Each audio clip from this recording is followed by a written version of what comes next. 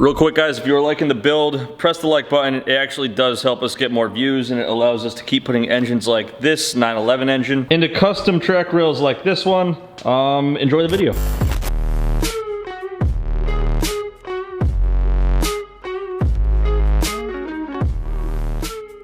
What is going on, Team Boosted? Today we're going to be designing the suspension as mentioned in the last video. We're going to be doing cantilever. There's a few different reasons to do this, but the main one in our opinion is that it looks fucking sweet. That's the only reason we're doing this. I'm going to point out, this would have fit right here. I'm the voice of reason for when this all goes wrong. Oh, it'd be so easy to just do that, but it doesn't look as cool. So we're gonna design some cantilever. You guys are gonna see how that works. We're gonna try to have that done, and we're gonna get at least the rear finished up. We're also gonna be doing some chassis reinforcements because we don't have as many tubes as necessary to support the twin turbo 911 power. So beefing up some chassis and making some unnecessarily complicated suspension, and that's the goal. Swag money. So our lighting's gonna be better if this side is towards the back. So I mean, the way that we're moving this right now, it's just to show who's boss, I guess. Oh, much better. We got to take advantage of it while we can. Pretty soon, it won't move like that anymore. No, when there's a big, stupid flat 6 in it, those weigh a lot. Yeah, I mean, it's surprisingly light, but it's also not light. It's more than LS, right? Supposedly. Supposedly. According I don't know how much of that I believe. According to the internet. Look how thick. She's thick. More than 1C, boy. So you got the tools of the trade and you're donning the onesie of destruction. I'm actually wearing PPE for once. So we need to clear some stuff out of here first.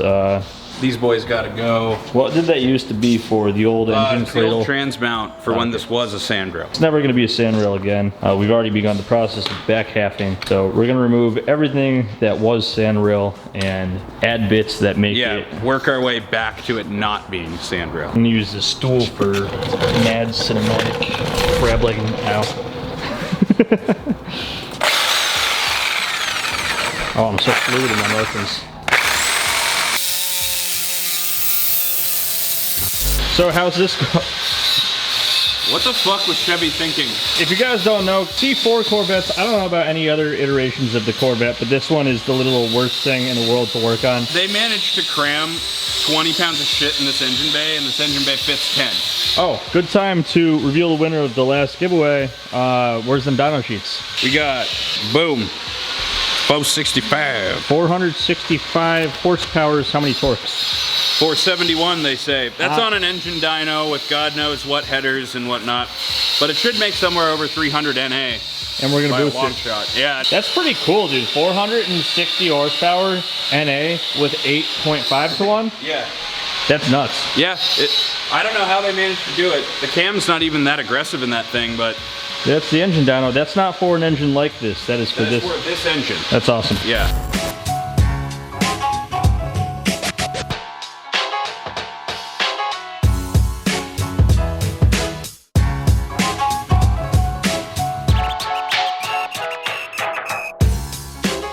Alright, so we got some pregnant metal over here. What's that all about? It's just oil impregnated bronze. Okay. You use it for like low speed bearings and bushings. Why do we need these? Because we can't just have the suspension pivoting on a straight steel shaft. It'll probably bind up at some point. This is just gonna essentially be like what a suspension bushing would do on your car. You could use these if you were to make a bushing out of it for like pilot bearings. Yeah, you can make pilot bearings out of it. You could probably make control arm bushings and stuff out of it too if you really wanted. We have it sitting around, it's the right size. I just gotta turn it down a little so it'll fit into the tube that we're gonna use. I'm gonna get started on that.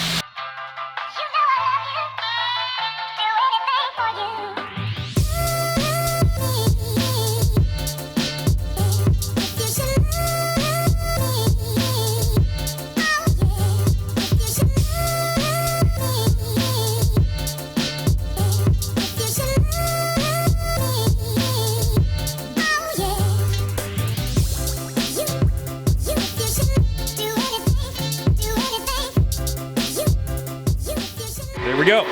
That's how that was supposed to go. Woo! Woo! What do you think of that, Devin? It's neat. Neat. Is it hot? No. No, it's pretty cool. It's got oil in it, so it cools itself when you're cutting it. Science. Good you got a haircut, dude, because there's this girl on Reddit whose hair got caught into it, and apparently your head fucking exploded. Yeah, it probably hurt a lot. This is just gonna press into the end of a piece of tube, get captured in there. We'll use like big ass washers to keep it from being able to walk out. And that's gonna be the pivot that the cantilever rides on. Cantilever. Yep. Edelbrock. Edelbrock. So this is gonna be our first pivot point, right? Yeah, this is gonna be the first suspension pivot point. This is basically where the arm that's gonna go down to where the shock mounts on the hub and where the shock that's gonna mount to this tube is gonna pivot.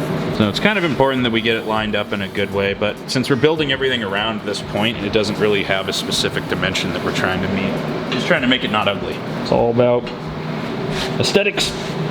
And hopefully, you know, we're pleasantly surprised and it's the best suspension anybody's ever created from scratch in an afternoon.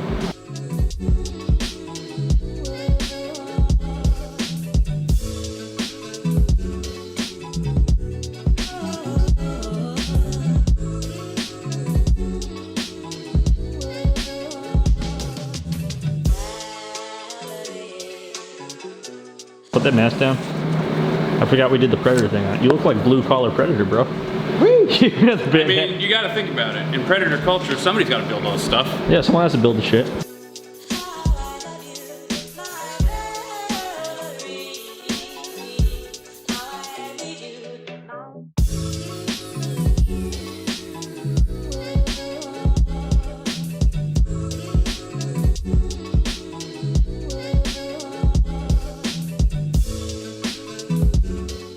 You can see the engineering coming together now. The metal that likes being a bushing is going into where the bushing goes.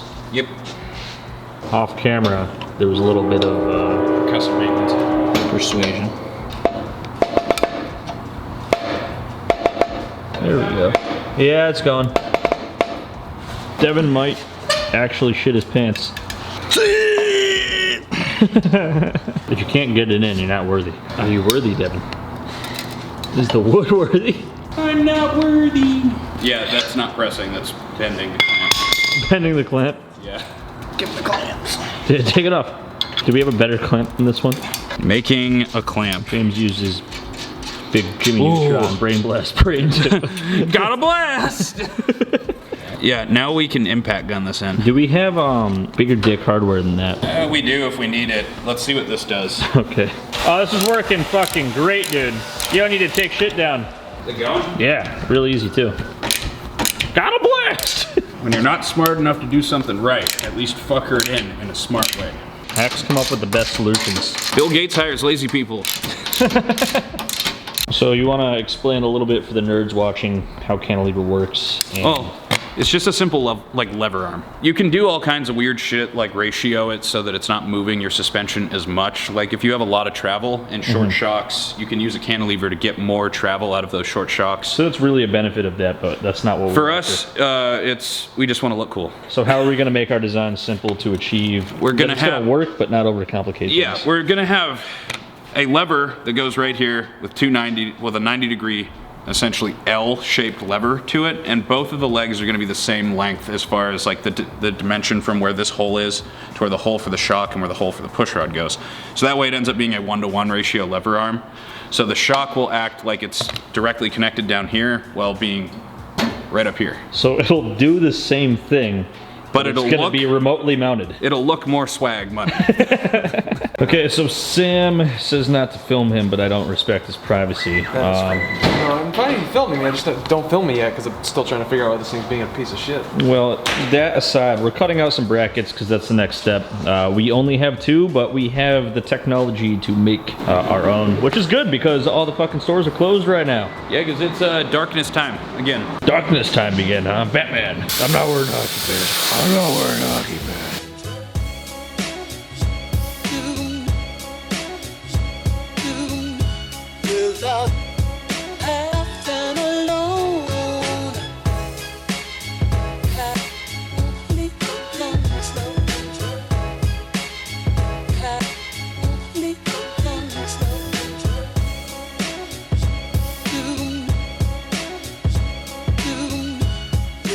So we've made all of our cantilever bracketry, and we're just gonna have to find where they need to go, weld them on the shit, and then we gotta make push rods. We gotta make some push rods, which will probably wait till daytime, but we're real close. We would have had to buy all this nonsense, and like when you buy something like this, it's not like expensive, but that thing. Like 2 or 3, maybe even $5 for like a cut bracket like that. Like, Yeah. and we can make like a bunch of them for probably like $20 worth of material.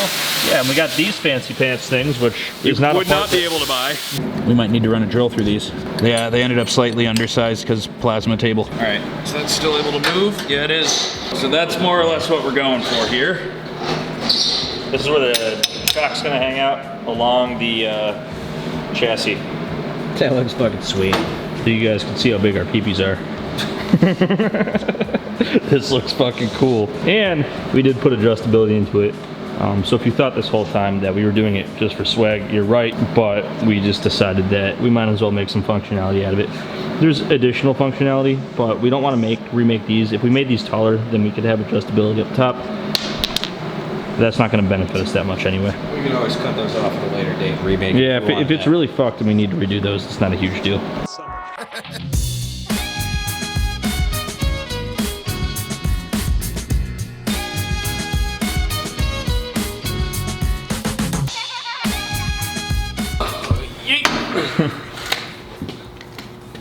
What's your opinion on it?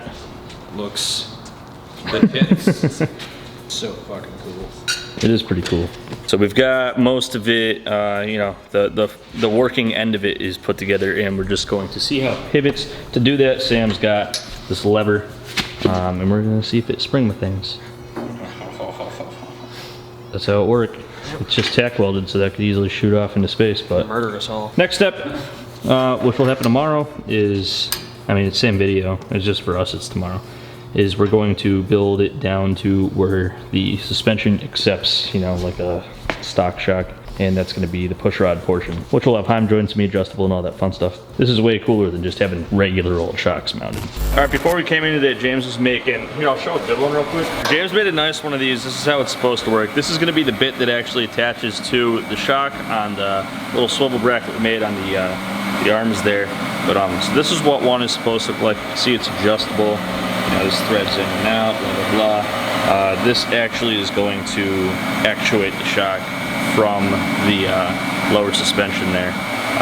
This one works. In my experience with these protofab tube ends that we can get at our local hardware store, they're pretty solid, but sometimes the machining's a little loosey-goosey on them and they're a little tight. So I just figured, oh, I'll put this left-hand thread one in and it'll loosen up as it goes in, because I've done that in the past and it's worked. Not so much. Yeah, we're trying to take it out, figure this out now, and We have no idea why it's so flat. We've been at this for like 15 minutes. Oh, fucking shit. we're probably gonna have to make a new tube end, We're definitely going to. because this shit's right fuckered.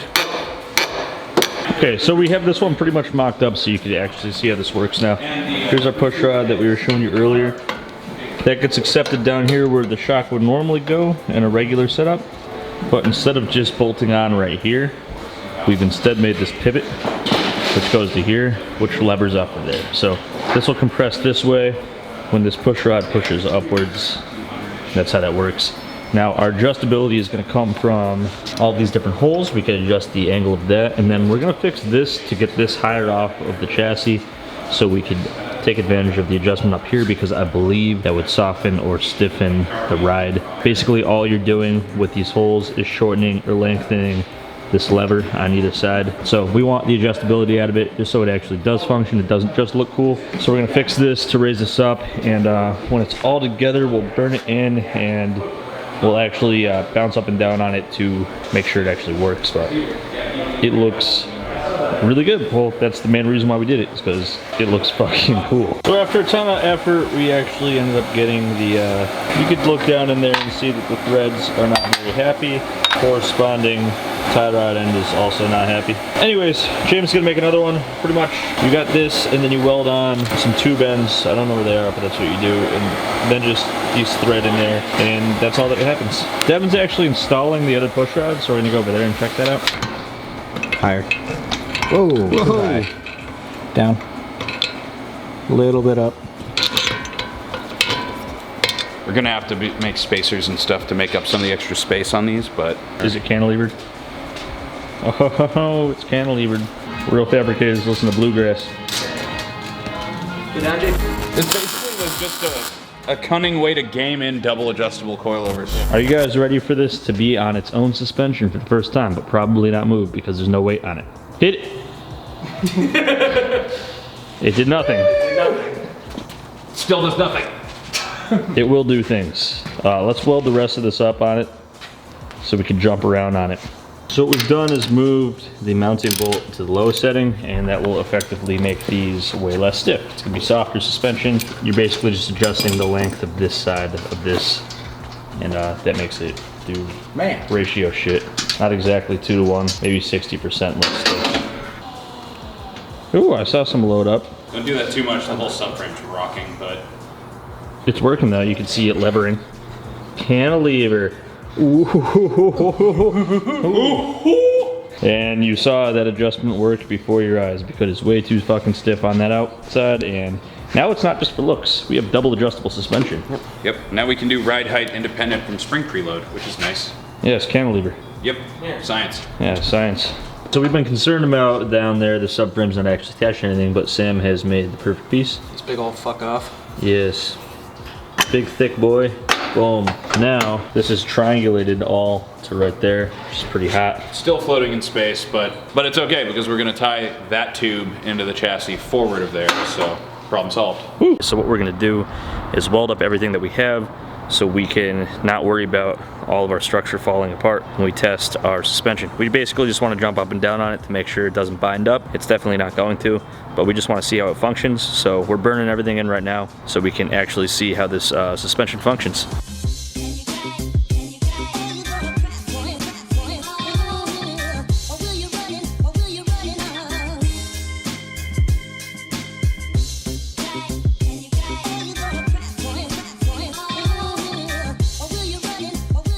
It's not going to be ready for the Gorilla test yet because it needs a lot more tube, but We can try to bounce it. Yes. At least. See if this got rid of some of the rocking motion on the subframe now that it's all welded up. And it has these little legs going to the front now instead of it just floating. that works. That works. Yeah, Really good. subframe still has a tiny bit of flex in it, but not much. Sam's actually able to bottom it out on this side. Actually, it's hitting the lift. Look at that, it's actuating independently of the other one. Because we have no empty sway bars. We could actually put like a NASCAR style empty sway bar here that like picks up on one of these mounts that we aren't using on the cantilever and have the sway bar be actuated off the cantilever setup. We're gonna bump this up one to the middle setting, see what kind of difference that makes. And we're gonna try to avoid the mount itself actually contacting the shock, which it was coming close, but that was with more treble than it's ever gonna see. But we just wanna see what kind of difference this makes at all. Oh, that made a huge difference. That actually seems like it's probably... That's probably gonna be where right. we're gonna want it with weight in here.